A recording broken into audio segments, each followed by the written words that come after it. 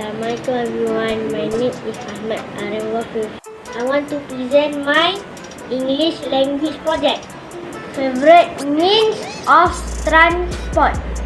My favorite means of transport is train.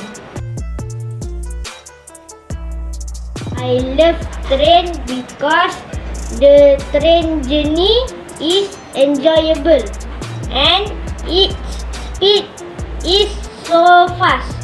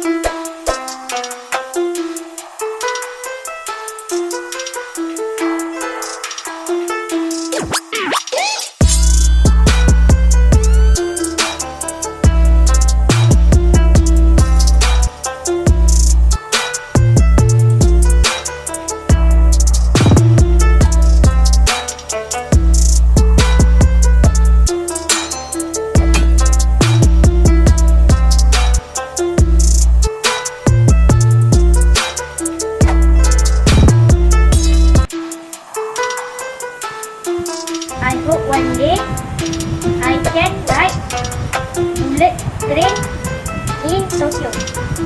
Thank you for watching. Bye.